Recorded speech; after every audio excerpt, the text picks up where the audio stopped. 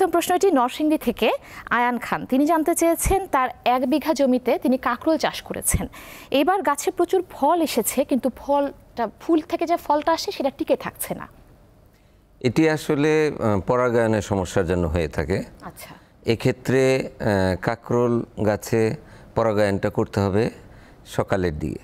এটি সকাল 7টা থেকে সকাল 9টার মধ্যে একটি পরাগদণ্ড সেটি হাতে নিয়ে হ্যান্ড পলিনেশনের মাধ্যমে স্ত্রী ফুলের গর্ভমুণ্ডের উপরে আলতো করে যদি পরাগরেণুটা লাগিয়ে দেওয়া যায় তাহলেই এই সমস্যার সমাধান হয়ে যাবে। এবং এক্ষেত্রে সবচাইতে কার্যকর হলো ভালো জাতের কাঁকরোলের বীজ থেকে চারা তৈরি করা এবং এই হ্যান্ড পলিনেশনের মাধ্যমে সকালবেলায় যতগুলো গাছে করে দেয়া যাবে এই পরাগায়ন, সবগুলো গাছেই ফল দিয়ে ভরে যাবে।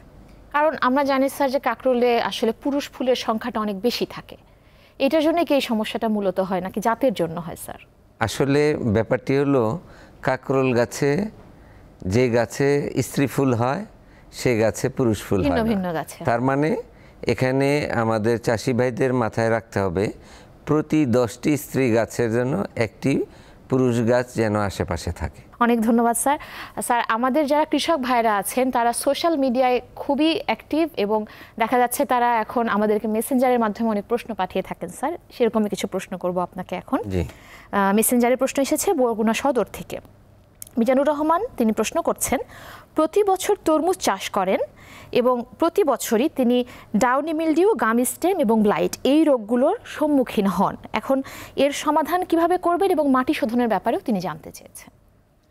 আসলে ডাউনি মিলডিউ এই রোগটি হলে পাতার মধ্যে সাদা থেকে হলুদ এবং সেই সাথে বাদামি ছোপ ছোপ দাগ দেখা যায়। সেটি দেখেই এটি শনাক্ত করতে হয় যে এই রোগটি হয়েছে। এবং এই ক্ষেত্রে যেটি করতে হবে, যে গাছের যে পাতার অংশটি আক্রান্ত সেই অংশটুকু সংগ্রহ করে ধ্বংস করে ফেলতে হবে। দ্বিতীয়ত, তরমুজ যে জমি, সেই জমিটি যাতে দাঁড়ানো পানি না থাকে, সেচেও যেমন লাগবে তেমনি সেচের অতিরিক্ত পানিও জমে থাকা যাবে না। সুনিষ্কাশিত জমিতে এটি চাষ করতে হবে, তাহলে এটি হবে না।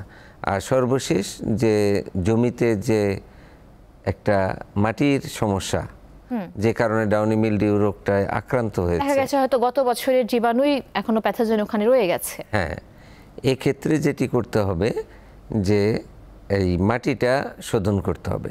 মাটি শোধন করার জন্য কম খরচে সবচেয়ে ভালো বুদ্ধি হলো যে ওই জমির মাটি পলিথিন দিয়ে রোদের সময় ঢেকে রাখা। ভেতরে তাপমাত্রা এমন একটি পর্যায়ে পৌঁছবে যে কোনো ধরনের জীবাণু সংক্রমণ ঘটার মতো আগামীতে কোনো পরিবেশ থাকবে না। ফলত এটি সোলারাইজেশনের মাধ্যমেই সুন্দরভাবে কম খরচে আমাদের চাষি ভাইরা করতে পারেন। স্যার, পরের প্রশ্নে আছে মালিবাগ হতে আয়েশা, তিনি জানতে চেয়েছেন তার ছাদ বাগানে ডাঁটা শাকের পাতার নিচের দিকে শক্ত পাউডারের মতো আবরণ হচ্ছে, তিনি কি করতে পারেন? এটি আসলে স্কেল ইনসেক্টের আক্রমণের কারণে হয়ে থাকে। পরে সেখান থেকে যে পরিস্থিতিটা সৃষ্টি হয় সে কারণে এই ডাঁটা শাকের পাতার নিচে গুড়ি গুড়ি বা মরিচা দাগের মতো হয়ে যায়। সেক্ষেত্রে হ্যাঁ, এক্ষেত্রে যদি কুপরাভিট 7 গ্রাম পার লিটার পানিতে মিশিয়ে পাতার নিচের দিকে নজলটা দিয়ে স্প্রে করা যায় বা হ্যান্ড স্প্রেয়ার দিয়েও যদি পাতার নিচের দিকে স্প্রে করা যায় তাহলে এক্ষেত্রে এটি সমাধান করা সম্ভব। যেহেতু ছাদ বাগান পরিমাণ খুব বেশি নয়, সেহেতু আসলে হাতে স্প্রে করে এটা কমানো সম্ভব। এটা কি কোনো নির্দিষ্ট টাইম আছে স্যার, সকালে? না, আসলে আমরা যে কোনো ধরনের বালাইনাশক স্প্রে করার জন্য পরামর্শ দিয়ে থাকি যে সকাল থেকে সকাল 10টার মধ্যে, আর তা না হলে বিকেলে 4টার পরে, রোদটা পড়ে যাবার পরে। জি।